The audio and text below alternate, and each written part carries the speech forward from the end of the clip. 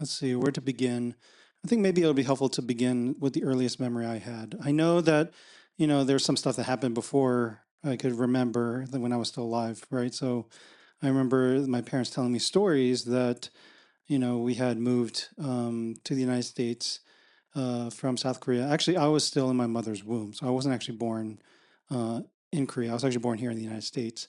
And they would tell me stories about living in a studio apartment with my uncles and aunt in a tiny little space while they try to kind of scrape things together. And I know there's stories of my dad telling me how he used to clean pools and clean toilets and stuff for people in Bel Air as well as like UCLA students. He was one of those workers. But I didn't actually have any memory of any of that. My first memory actually was in Koreatown. I still vividly remember that two-story home that we lived in. My father at the time was a junior pastor or intern. I'm not exactly sure what the title is. All I knew was that he wasn't the head pastor. He wasn't the head honcho. He wasn't in charge. And that my mom was running a home daycare center on the first floor of this house. We lived on the second floor um, using so there's two bedrooms up there, I think, maybe three. No, I think it was two bedrooms up there that we used to live. And then on the first floor was just completely taken up by the home daycare center. It was just basically exactly what you expect from a daycare center, right? With toys, educational material, the backyard, everything that was kind of set up for daycare. Right. What I do remember of that time, and this was, I'm thinking like this was back in like first grade, second grade. What I remember was that we were comfortable. We weren't rich. I didn't get to have much, and I didn't get a lot of like nice toys or anything like that. But we were comfortable. We weren't poor. We had plenty to make sure that we got the basic necessities of life, right? Like food on the table, being able to pay rent, things like that. And because both my parents worked, my grandma was, from my mom's side, came to live with us. And I still have wonderful memories of her being around, taking care of me and my younger brother, my only sibling.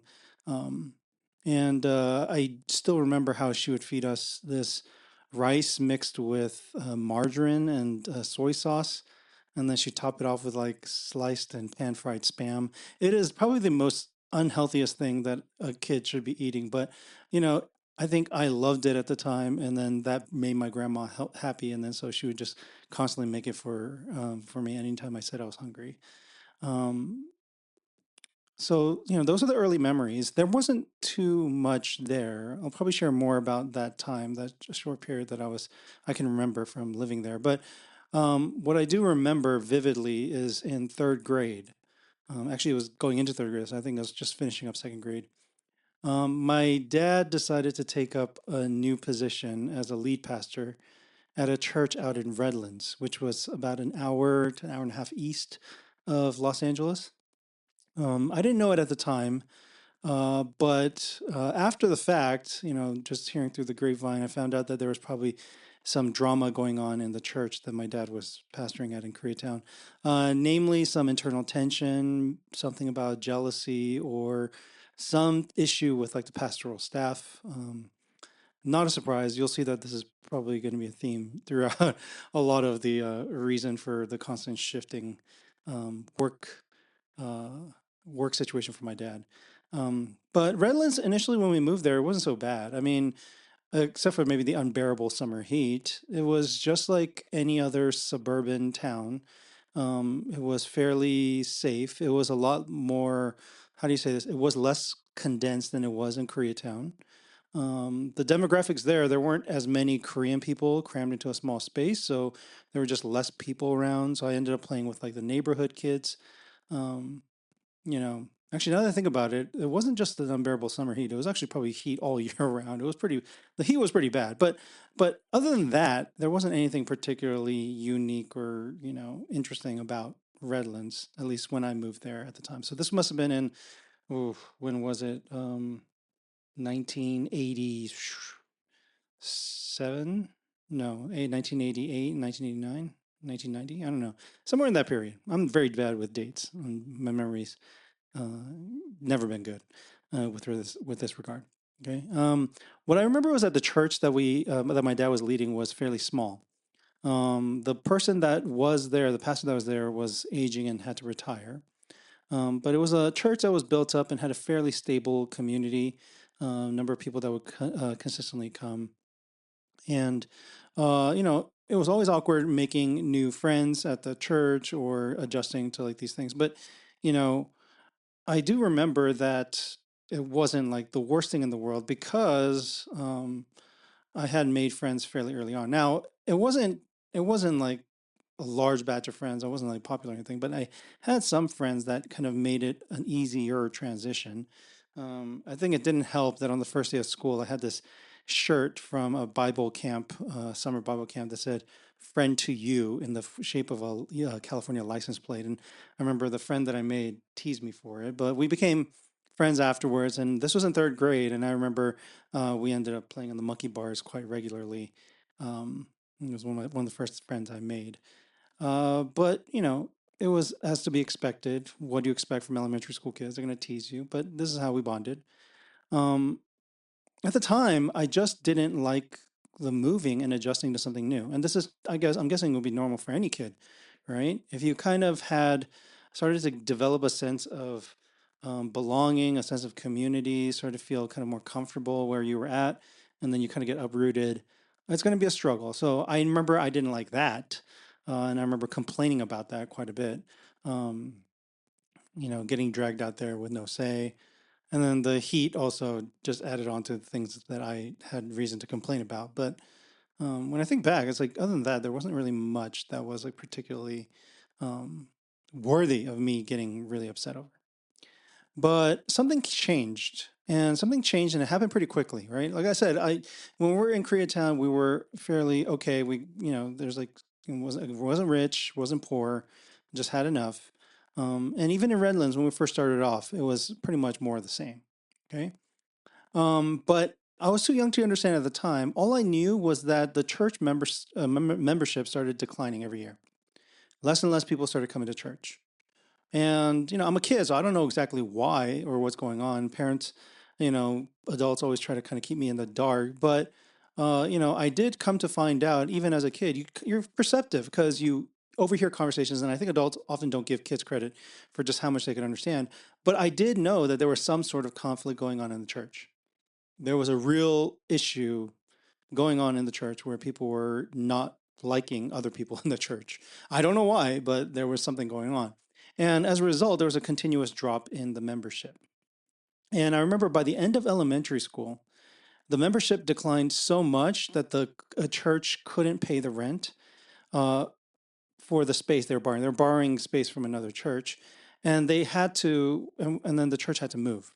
Okay, and this is, I think, seeing this in real time is, I think, where I started developing my first anxiety about money, about having any sort of sense of stability, financially, anyways. You see, my dad's paycheck was tied to what the church brought in, right? So if there were no tithing, no offerings from the congregation members, if there were no congregation members to give tithes, there was no salary, and as a result, my dad made nothing. And that was the case. I found out. I mean, it was pretty rough, more rough than I had thought in the when we first got to Redlands, but it became dramatically worse fairly quickly. And my mom was out there working, trying to make the ends meet the best she could, working a bunch of odd, low-paying minimum wage jobs here and there to try to at least scrape up money to pay the rent. Okay. Um, my mom was extremely supportive of my dad in the sense that she wanted my dad to succeed. So she didn't want my dad taking on another job. She wanted him to continue with his pastoral care and investing his time and energy there. So my dad continued serving the community best he could. But in elementary school, I began to become really aware just how poor I was. See, the thing is, like, I think if you're around a bunch of other poor kids, you don't notice. But I think being in a suburban area where most kids were kind of like middle class and they had most things they needed kind of taken care of, seeing my family go through this kind of financial struggle, I became very aware of just how little we had, not just by comparing myself to other kids, but again, kids are, I think, a lot more perceptive than adults give them credit for. I was very much aware of my parents' financials because I understood math by that age, and I could see check their checking account balance. Right, I don't remember why, but I was sneaking into the room and looking through their stuff. I don't know if it was sheer curiosity or what, but when I would look at the checkbook and look at the balance, it's like, oh my goodness, we're in the red regularly, right? Like we have nothing saved up, right? And I knew that they hid cash in the closet, and I could actually count how much cash they had as a backup, hiding in the closet. And it wasn't much. It wasn't much. It was enough. It wasn't even enough to pay the next month's rent, right? It was barely enough to just like pay utilities, for instance. Okay. But I also had a lot of other signs that indicated to me, man, we were in a really bad spot. So, for one, I didn't get new clothes for the longest time. All right. At least I didn't get to buy any clothes from stores. All right. That was too much of a financial burden on my parents to buy new clothes.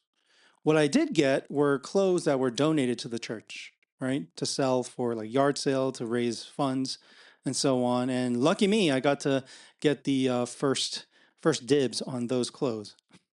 Usually, those clothes were donated. I mean, there were some church members who were, um, what do you call it? Like who ran stores at swam meets, and so they would have like these T-shirts, like blank white T-shirts, some knockoffs, and they would donate some of that if they weren't selling. They would donate that to the church.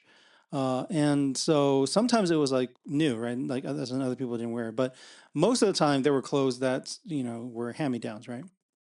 Things that other people had worn and it was kind of tattered. Sometimes there were like issues with it or rips or things like that that my mom might try to sew and fix, right?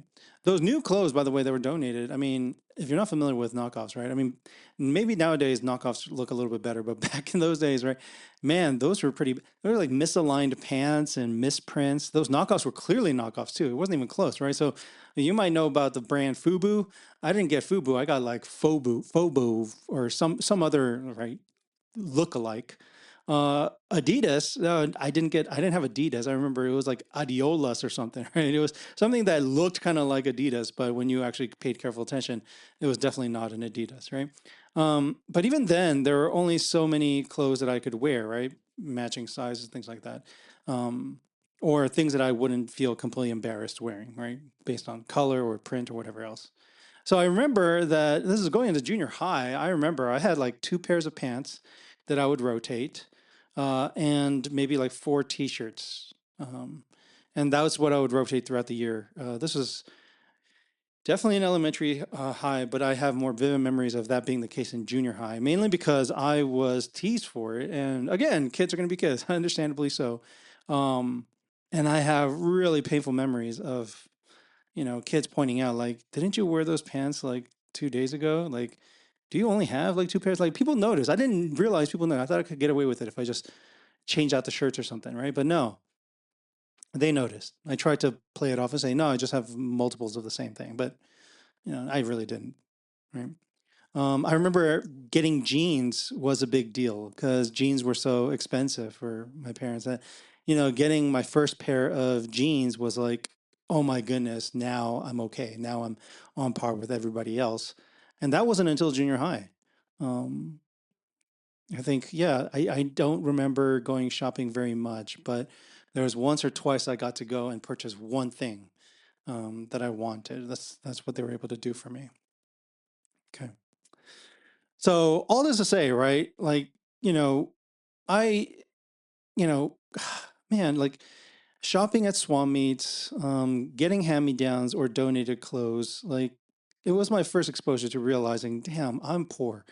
I'm not just poor, I'm like poor, right? Like we're barely making ends meet. I have no idea how we're actually surviving off the money that my parents are bringing in. Like it was a mystery to me. I always had the suspicion that maybe there was something illegal going on, or somebody was funding something and some illegal. I just couldn't make sense of it. The numbers didn't make sense to me.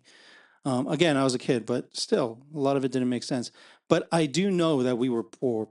I'm talking like below the poverty line poor, which, on a side note, okay, I don't know who comes up with these, the poverty line for any of these social support programs. I remember my parents would, like apply for these things and they weren't very good at English. So I had to help them out even as, even at an early age.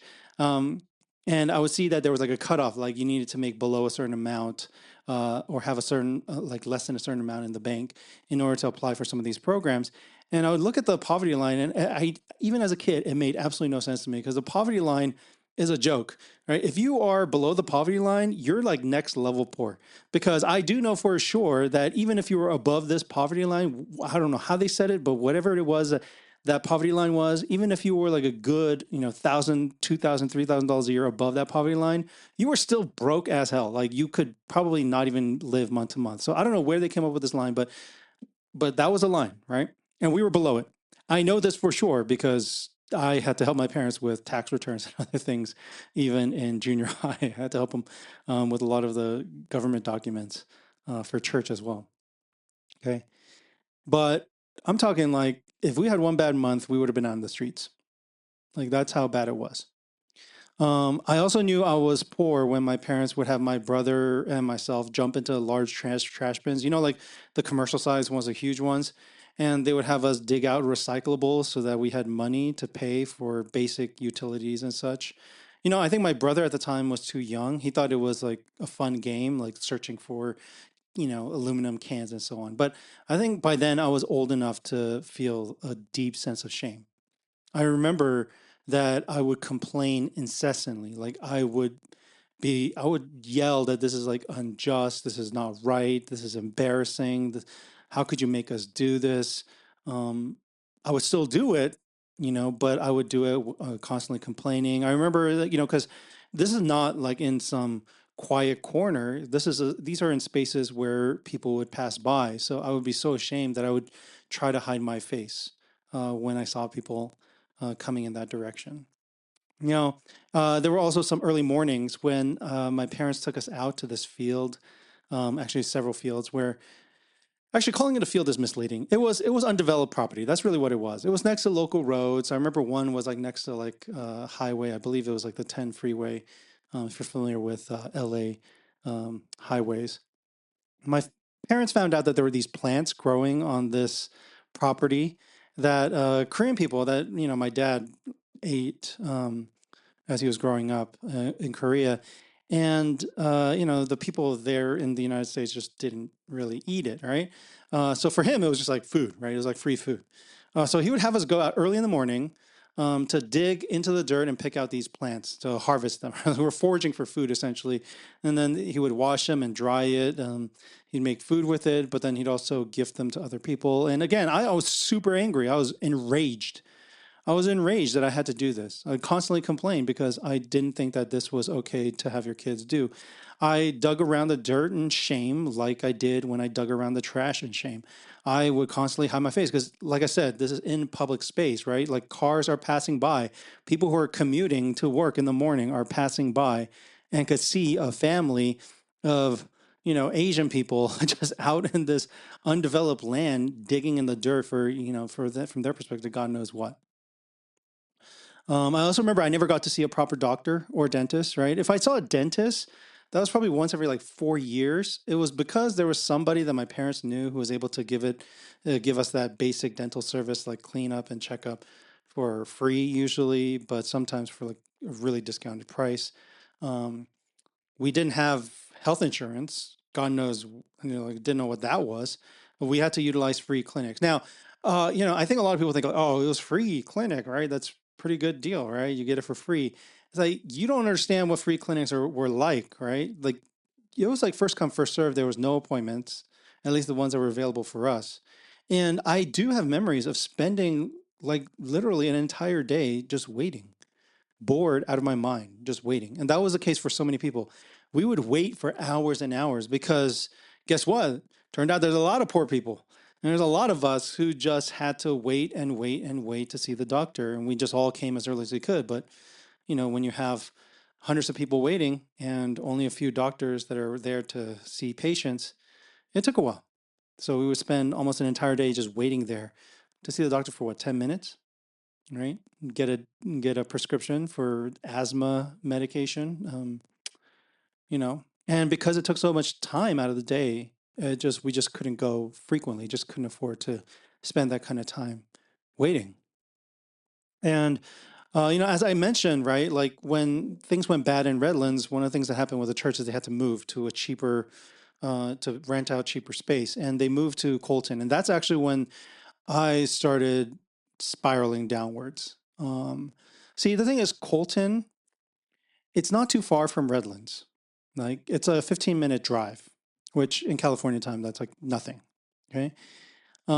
Colton was kind of like the suburbs, kind of, but not quite. Like I have to really describe exactly how it was. See, Redlands was like a suburban town with a bunch of middle class people, at least where I was, right?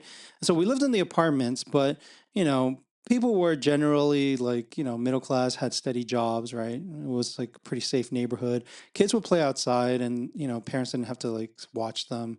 We played with neighborhood kids and, we'd be able to get home just fine, just, safe and sound. Colton at the time that we moved there was not that. At least the area of Colton that we lived in. It was run down with little to no commercial development.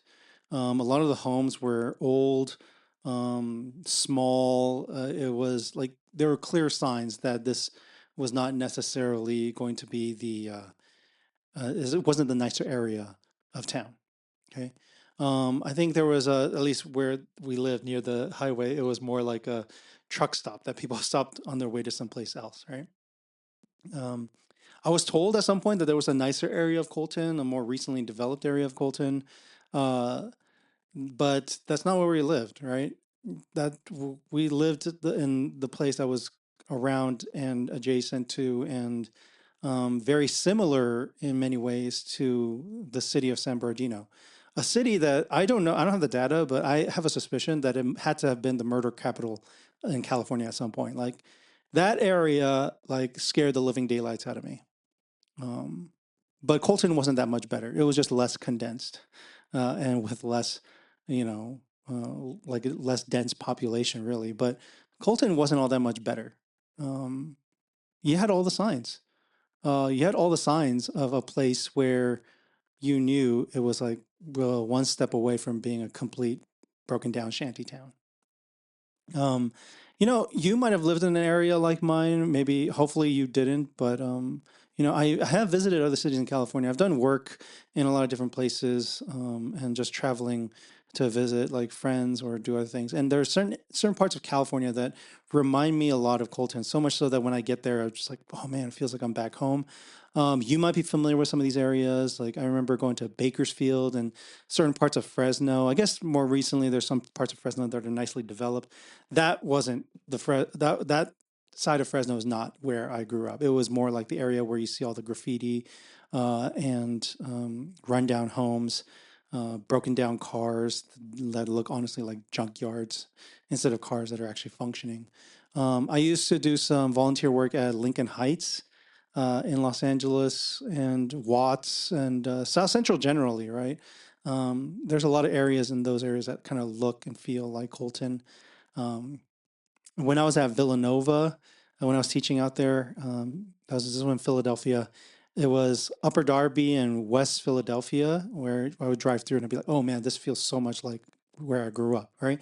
It had all the same signs, right? There were bars or boarded up windows to prevent home invasions or to cover up drug activity. The graffiti, and I'm not talking like artistic kind of graffiti, right? Because you see some of that in downtown Los Angeles now, right? Where the graffiti is like I actually admire. It's like it's pretty good art. I'm talking like the kind of graffiti where it's not pretty, it's just there to mark various sorts of gang or drug activity or something else. Okay. The homeless encampments, right? Like people just like pitching up tent along the street, frequent police presence was pretty common. Swam meets, right? Like if you don't know what a swam meet is, then you don't know poor areas. Like this is where poor people go to shop is swam meets, and various street vendors. Oh, a big one is the check cashing stores and pawn shops, right? That's when you know you're in a poor neighborhood. These are these are all the signs, and every time I visit an area where it has all of them, it just feels like home. Feels like what it was growing up in Colton, which was pretty much all of high school and a part of my junior high years. Um, let's see. Now, here's the thing. My mom knew that I still needed to get a good education. She cared enough that she wanted me to have at least some. opportunity. So at least she tried to work the public school system. So instead of sending me to Colton High School, which is I think technically where I should have gone, she found a way to get me into Redlands High School and to stay in the Redlands Educational Unified School District, which was by a lot of measures probably better in terms of opportunities. Uh, if she didn't put me in that environment, I imagine things could have been far worse for me. I could have fallen into a lot of different kind of activities, set of activities, and probably would not have had the same motivation um, in the educational side of things. But it also did something else. It opened my eyes to vast wealth disparity. See, here's the thing, right? Like I said, when you're around a bunch of poor people, then you're all just poor. So it's like life sucks, but it's all sucking the same for all of us, right? But if you are hanging around in a neighborhood where people are they just live different because they have so much more, but then you go back home and then you're home, it's like, oh shit, like we don't even have a proper working air conditioner or heater, right? Or I think our heater was probably one of the reasons I got asthma in the first place, right? Like if you see that kind of difference, then it opens your eyes and makes you start questioning why the world is structured the way it is. At least that's what it did for me, right? I mean, Redlands at the time was a nice area. There weren't iron bars on the windows. There wasn't homeless encampments all over the place, right? The students, my peers, my classmates at Redlands, they could afford to go snowboarding in the winter. They were able to at least get some designer clothes, like I mean, actual designer clothes, not the knockoffs, right? The wealth disparity was like right smack in front of me. It was like smacking me in front of my face, right? I remember like the tennis team, right? The ones that were like really really good, like they were like state competitive in the state junior. I don't know what it was, league or what. But I remember at the end of the year, one of them, the parents just said like they opened up their place to have our end of the year like party at their house. I remember going to their house and thinking like, what the fuck is this? Like, I never been to a place where they have their own little wine cellar, and there were bottles of wine in there that they were telling me like are valued at like $10,000, right, for one bottle of wine, right? So there were people, especially in the like not mountain, but it's like the hills, Smiley Heights, or I don't know what it was, the name, but there were areas where they were really, really wealthy, really wealthy. Like they had a lot, they drove around nice cars.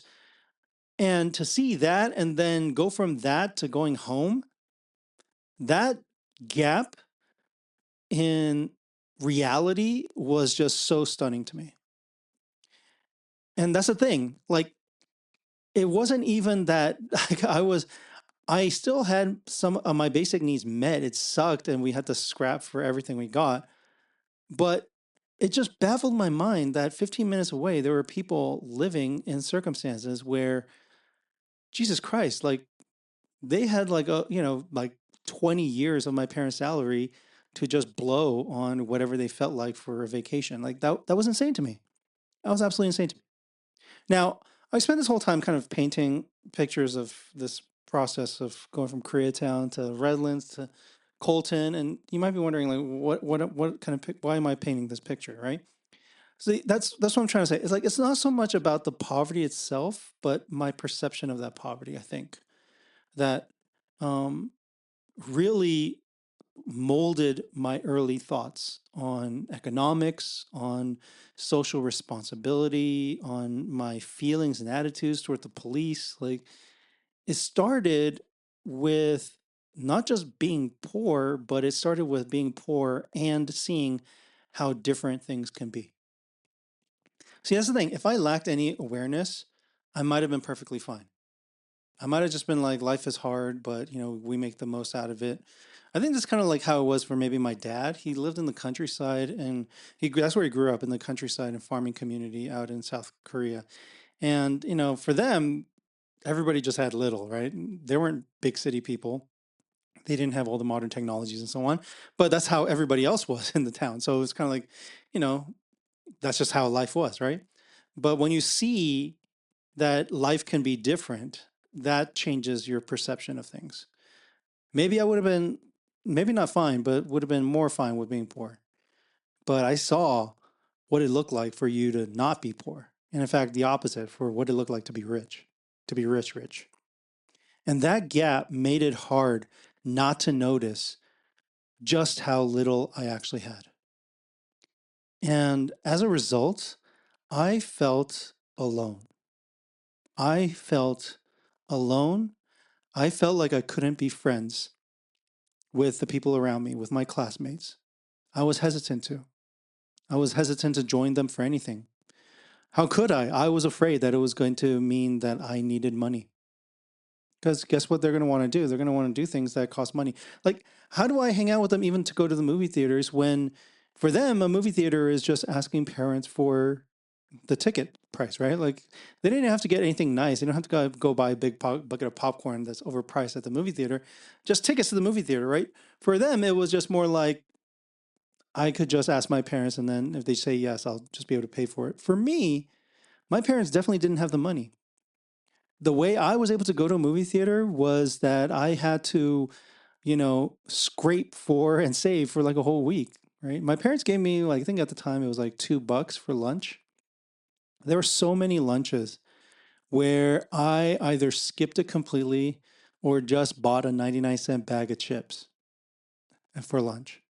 And that $1 I saved, that would be the $1. I didn't get an allowance. Like, where was the money for that? Yeah, I remember when prom time came, the idea of even asking somebody out to prom was just unthinkable. For one, the prom tickets were too expensive. And on top of that, clothes and anything else that had to be prepared, like, just didn't make any sense. Not that I didn't necessarily want to go, but I would have to tell myself that I didn't want to go because it didn't matter. I just couldn't afford it. Then there was a sense of shame. I mean, I mentioned the shame in having to dig through trash for recyclables and not having jeans because they were too expensive. Um, but there's just a sense of shame in knowing that you are just not where everybody else is. I didn't want to share anything about my life with any of my classmates in high school. In fact, I wanted to escape high school as much as possible. I wanted to hide as much of myself as possible because for them to know me is just to know just what kind of a shitty life I'm living. And there's something really embarrassing about it.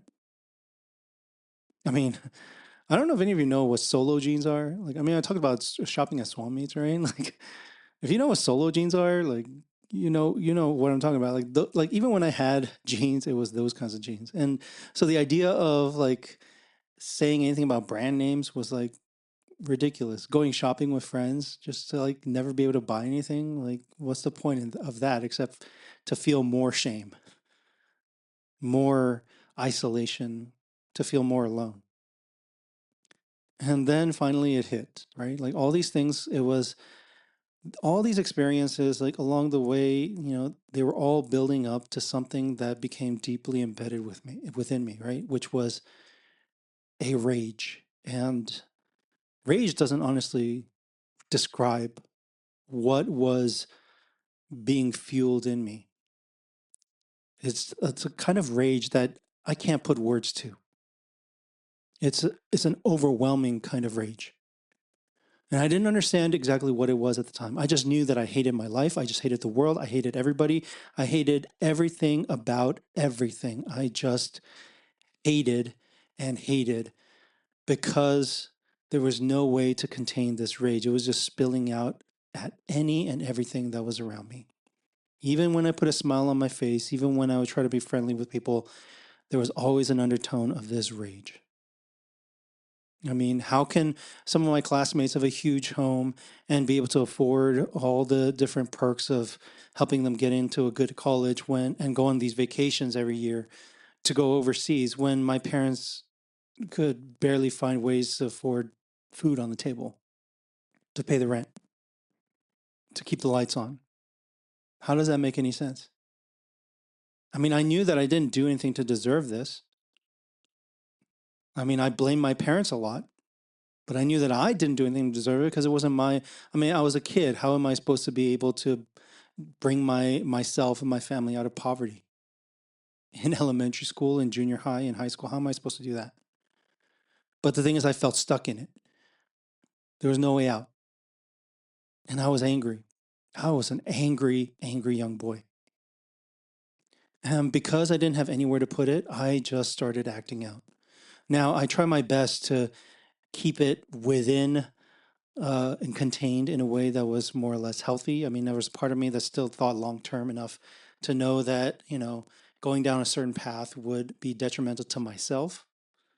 Some of it was relatively healthy. I became extremely competitive in academics. And in academics, I had one goal. It was to get the fuck out. It wasn't to build a good life for myself. I didn't really have a strong desire to go to any particular college. My primary goal was to get the fuck out. Get out of San Bernardino, get out of Colton, get out of Redlands, get away from my parents, get away from everything. It was just all too overwhelming. So there was something that drove me. That anger drove me to dedicate myself as much as possible and to become super competitive when it comes to the one thing that I had at least a modicum of ability to do, which was in school. And so I worked my ass off. I became just so obsessed with trying to be the best at everything because it felt like I needed to be one step above everyone else just to tread water. Everybody else, they had a safety net. It didn't matter if they got out or not, they would have a place. I mean, for them, it wasn't miserable. It wasn't miserable living the life that they did. So status quo wasn't a big deal. But for me, status quo meant I'm just going to kill myself because there was no point in living at that point. That rage, though, it came out in other ways, right? I mean, like I said, like I couldn't contain it. I knew that I was angry and I just didn't know exactly where to direct it. And as much as I wanted to direct it to things that were, maybe to my benefit in the long run, it just spilled out into everything. And one of the biggest ways was I just did not give a fuck about other people. My attitude and my attitude towards you to everybody else was just fuck you. Why should I care about you if no one seems to care about me? I don't care if you are suffering because nobody seemed to care about my suffering. So fuck you. You deal with it yourself. I'm going to handle my own. I'm going to do things for myself, and that's it. I think it didn't help that I experienced my parents getting ripped off, right? A lot of it was the Korean immigrant community. And San Bernardino is a very small community, but because my parents didn't know how to speak any English and they never really learned, and they had to rely on that community, it also made them ripe targets for people who wanted to take advantage. And I was able to see it. And when I saw it happening and my parents falling for that shit, I became even angrier. And again, it was the same thing. It was a fuck you asshole. How can you do this? If you're going to be this way with other people, if you're not going to have a sense of, care for other people and doing the right thing, then I'm not going to, like, what benefit do I see for myself by playing by the rules? And because the rage just felt so overwhelming and the world just felt so out of my control, I just channeled this rage to wanting to do something that I could actually have some control over. And it turned out that I met a couple of, these kids. They were Vietnamese, I think. They were my age, and they're cousins. And they were, I believe, if I'm remembering correctly, they lived in one of these shanty towns out in San Bernardino, and I think they're children of refugees that were placed there. And so, they came from a poor background. It was all poor together, and they taught me the ropes of how to go ahead and shoplift. And I mean, all of us, we all knew, like, dang, we look Asian, like we look like we're some smart kids. We get decent grades in class, right? I don't know if you've ever seen the movie Better Luck Tomorrow, but it was kind of like that, right? Like people would just think like, oh yeah, these are some good kids, right? But man, and we were not good kids. We were not. We were well mannered, and we knew how to use the kind of perception that people had to our advantage. So we were able to get away with it. We were able to steal all kinds of stuff. And we didn't steal things that are like, it wasn't like candy or food. It wasn't even things we needed necessarily. That's what's crazy. Like the stealing, I don't know what it was for them, but I know for me, the stealing, it wasn't about making ends meet. I know this because it didn't do anything to make ends meet. It didn't help, it didn't help me like, you know, help my parents like pay their rent. It didn't help us with like putting food on the table or anything like that. No, I was stealing electronic devices that was for my own entertainment, computer parts to build my own computer. Um, and CDs because CDs were expensive. Man, I really wanted that Life or Death CD, Notorious B.I.G. Life After That. Sorry, I'm messing up the title here. And all these other CDs when they came out, I was like, I wanted those CDs, but they were too expensive. So what do? You steal them. This was before Napster, by the way, or if that's too old for you, right? Like before things like Spotify. Like there's no streaming or anything like that available. You had to get those CDs. I would steal them, and it was easy. And I was able to use the perception that people had of me in order to get away with it. But I wasn't stealing in order to, because I had to. It didn't help me in that respect. No, I was stealing because it was just another way to give the middle finger to the world, to my parents, to the economic systems, to everyone in the community, just to say F you all. Like what's actually weird is that I remember even at the time we had like a code of ethics among thieves, right? Like we wouldn't steal from any other poor people. We would go after wealthier people, and namely mostly corporations, especially bigger corporations, not mom and pop places. But we had no qualms about stealing because like what choice do we have? If we want to have a sense of control, there wasn't very many options available to us. And as much as I try to channel it into working hard, there's only so much of that that would, appease the rage that was burning inside me. And here's the thing, you think things might have changed once I got to college, once I got a graduate degree, once I got a job. But that's the thing, until I confronted all of this past, everything that had shaped me and had been like, bubbling up and boiling underneath the surface, it just nothing, it doesn't go away. It stays there. It just stays beneath the surface, but it's there. It was always there. During college, I never went back home. I always made an excuse to stay. I was at the time, undergrad, went to UCLA. It was only like a little over an hour's drive to my parents' place, but I gave every excuse in the book to never come home. And this is not just for like, holidays or things like that. I'm talking ever. In the summers, I signed up for the UCLA orientation program because that would allow me to stay on the campus. Now, I'm being completely honest. Like, I did want to be on the orientation staff. I thought it would be a great experience. I thought it would be fun.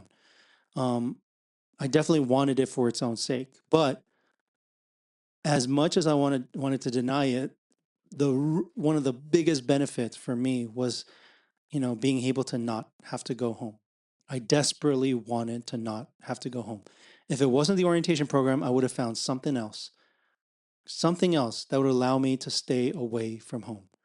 I didn't want to go home because home was a reminder of everything about my life to that point. And I wanted zero reminders. I wanted to move past it. I wanted to pretend like it wasn't there. I didn't want to deal with it. I mean, being at UCLA was the perfect sort of bubble for that because it's in a wealthy neighborhood. It's, college campus. It's a college campus that's fairly isolated from the rest of the real world. And it allowed me that safe space to just be able to be without having to worry about parents or finances or any of those things. All I had to do was take care of myself. When it came to academic life, right? The way that rage and that anxiety about, wanting to get out, right? How that fueled me in high school, the same thing fueled me in college. I became an absolute workaholic. It might not have looked like it all the time, but I wanted to stack up any accolades or anything I needed to give me an edge so that I didn't have to worry about getting fired, right?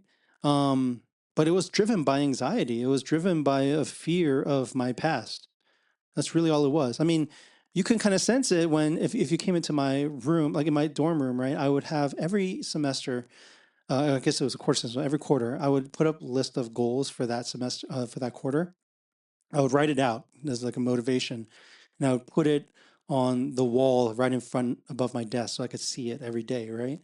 And I would put down all kinds of stuff like, hey, straight A's and accomplish this and then get this position and da da da da da. A list of stuff that I wanted, right? And on the bottom, every single quarter, it said the same thing, which is anything else is a failure. That's the way I viewed it. And I was just so afraid that I would fall back into the old life, that I would want to do everything I could to ensure that that was not going to happen. And then I started pursuing a life in academia, right? I wanted to be a professor, and in my mind, and this is also true. I mean, both things can be true, right? But I wanted to be a professor in part because I like teaching for sure, and I liked having a non-standard work life, right?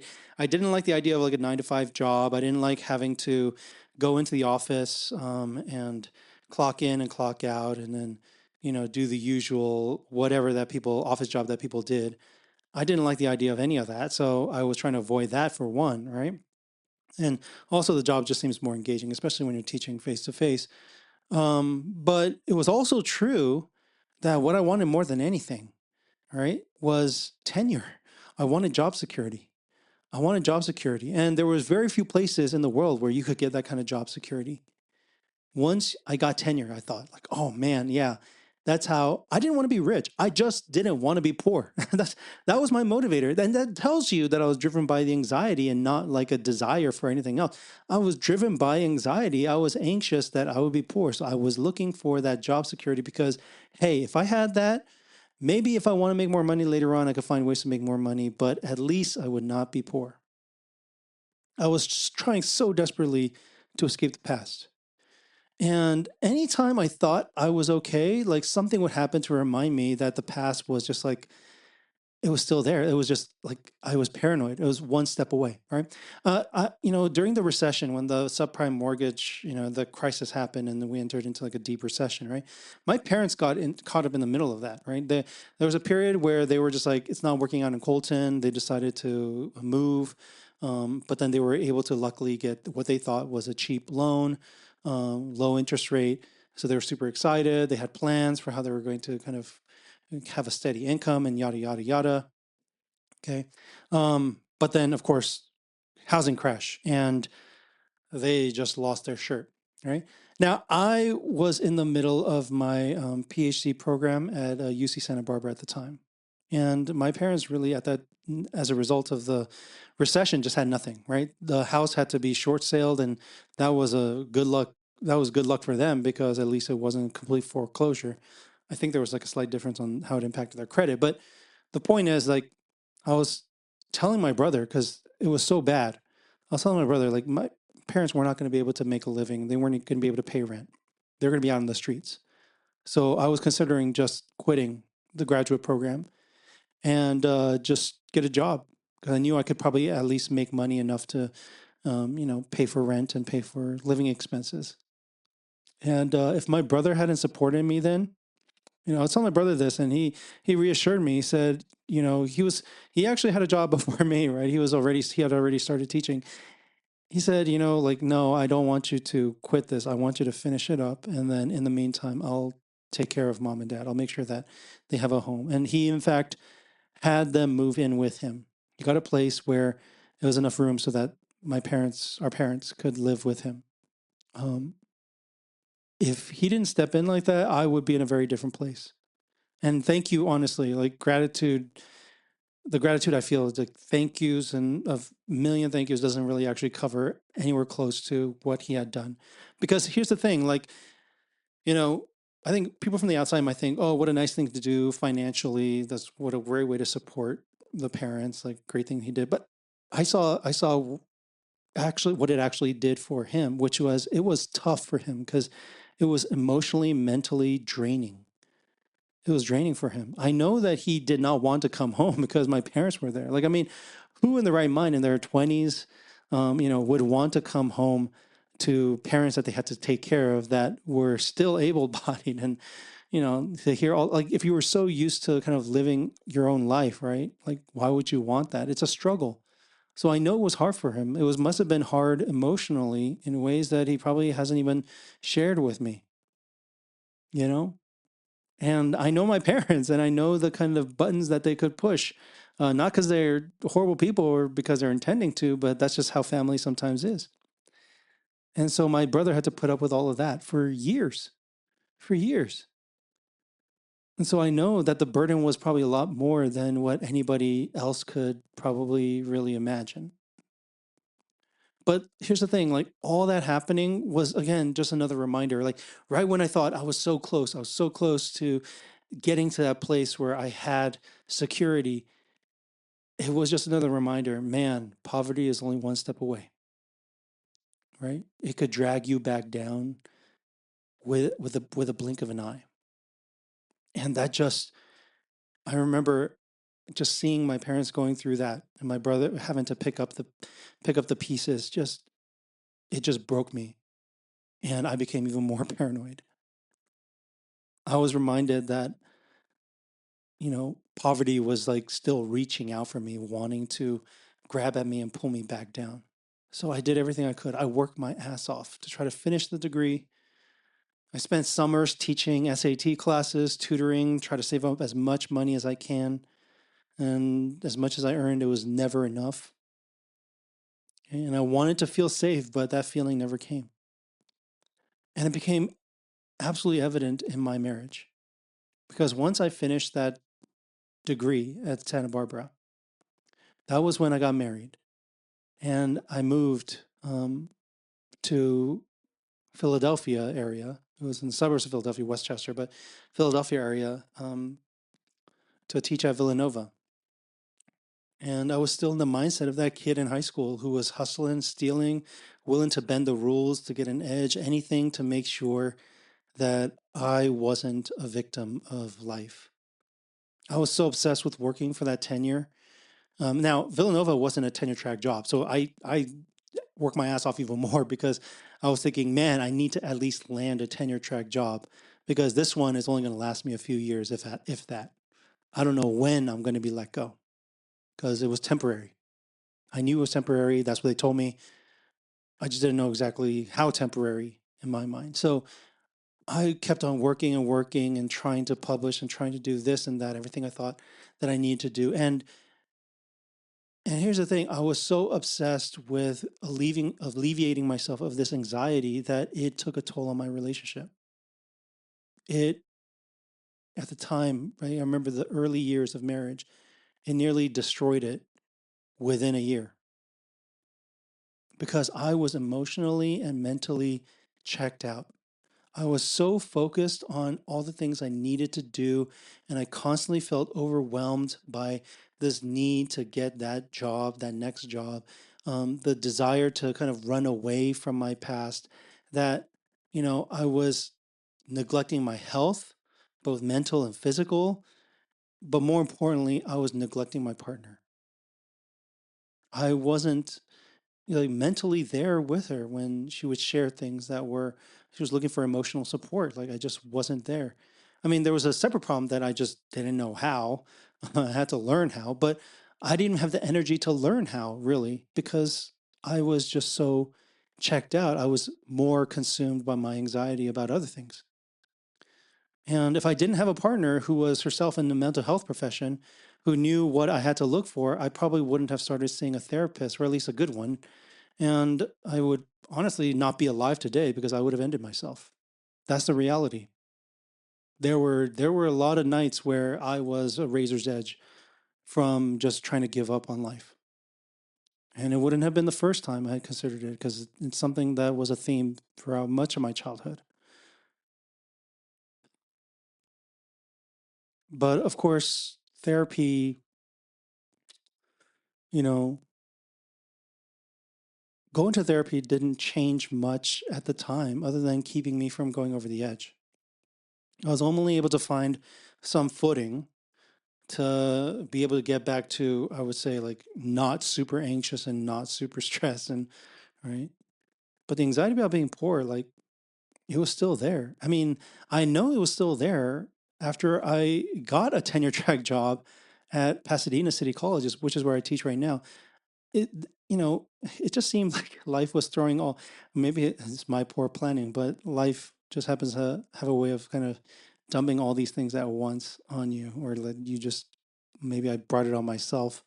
But I was having my first child right when I was starting at PCC. And I remember getting to PCC, and I was, again, mentally so focused on making sure that I didn't lose this opportunity, that I didn't mess it up, that I actually got that tenure. Now, I must tell you, like, I had mentors at PCC from day one that were so wonderful and reassured me, like, you're going to be fine. You'll get tenure as long as you don't do something horrible, like, you know, commit a vicious, violent crime on campus in front of students or something. Like, you need to like relax. Like, you're going to be fine. You just need to continue to do what you're doing, what you're good at, which is just teach well, right?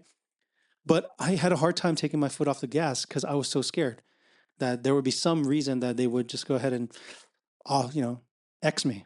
That'll be done. Um, and so even when my daughter was in the hospital at 2 weeks old with an unexplained infection, and you know, we were there staying at the hospital. This was for like almost a month. We were just sleeping in the hospital, trying to figure out what it was. Eventually, we found out it was an infection in the bone, deeply embedded in the bone, which is we're still dealing with now because now her leg is not growing at the rate it should. But I remember those nights, like staying up at nights, and instead of being there thinking of my daughter, I was staying up at night just trying to hold myself together as I graded papers. Because in my mind, I was thinking, I can't lose this job. I can't lose this health insurance. This is what's paying for all of this because I know the bill is going to be goddamn, it's going to be a goddamn mortgage. No wonder my partner felt all alone in a time when, you know, it was, it was both our time, first time parents, right? And she was scared. She didn't know what to think. And I just wasn't there. I mean, I was physically there, but emotionally, I just wasn't there. And so, no wonder that she felt all alone. No wonder that I felt disconnected from my own daughter. The consequences which I still feel today, right?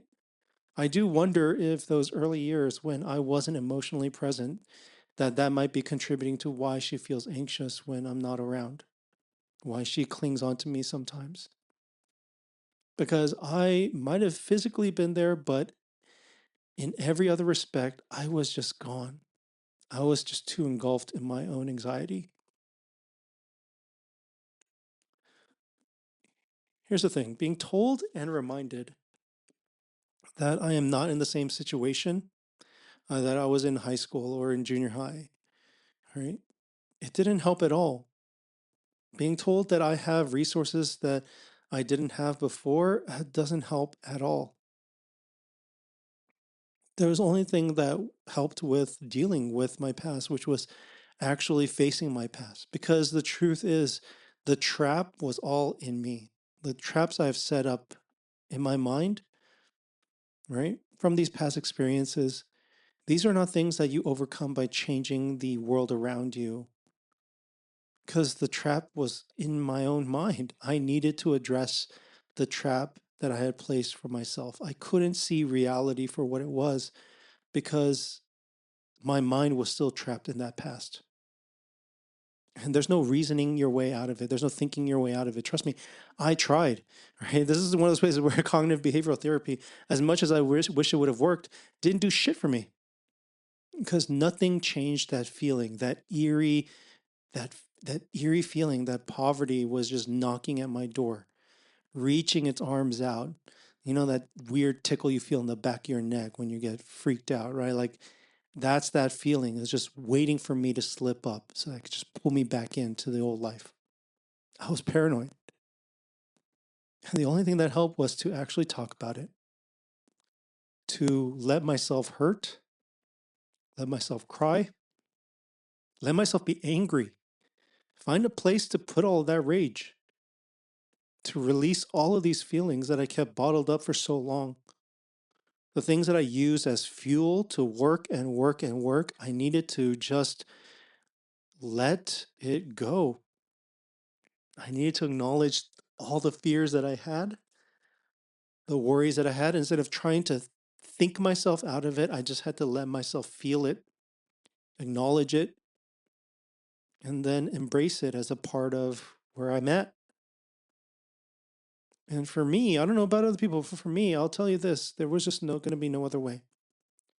Because the moment I tried to push it aside or think it away or, you know, try to overcome it by doing more, it felt like it just had a bigger grasp on my life, on everything about the way that I moved, about the decisions I made, about the way that I lived out my relationships, the way that I planned, scheduled my time.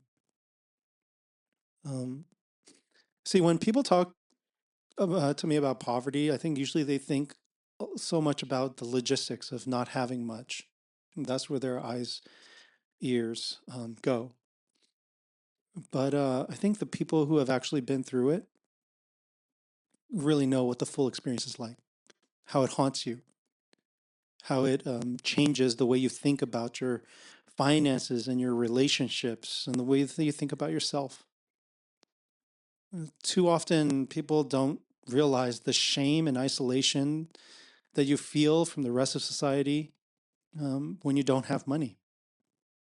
And none of these feelings go away just because you get your hands on some money. I could be rich overnight and those feelings would still be there. Because the truth is, like, when you go through this, like, it becomes a part of you. Just as when somebody experiences a trauma, I imagine it shapes them in a way where however you come out on the other end, has definitely, without a doubt, has become a part of you. It's just that kind of an experience. And there's no redemption story here. I'm still mired in it. I am still learning to face and cope with my own past. There's no getting past it. There's no just moving on. There's no like past is just in the past. It's hard to when the past has just now become a part of who you are. I remember when I was driving by West Philadelphia with my partner for the first time. I've never been in Philly till then, but specifically West Philadelphia, we were passing by. I forget exactly why. I wonder if it was just on the way to the city to get something to eat. I forget exactly why, but I told her as I was looking around and seeing all of those familiar signs, the boarded up windows and graffiti and people walking aimlessly in the street, possibly hopped up on something, pushing around their entire belongings in a shopping cart. I was looking out and I saw these people and I was like, man, this feels like my people. And she was trying to reassure me and remind me like I wasn't, because she knows about my past. She's like, you're not like you used to be. You're not in the same situation. She was trying to remind me of the reality that I wasn't in the same poverty stricken situation I used to be in. And I remember thinking at the time, like, she doesn't understand. These were my people. It didn't matter how much money I made, how much education I got, whatever status I achieved, none of it made a difference. These were my people. These are the ones that, you know, are growing up in the same conditions that I grew up in, experiencing the same kind of hopelessness and anger and depression and frustration at life, at the world. And just as I'll forever feel a kinship with the people living in the worst of conditions, I'll feel similarly. Will always feel disconnected to some degree with anyone who hasn't been through it, because poverty shaped me in a way that will never make sense from the outside looking in.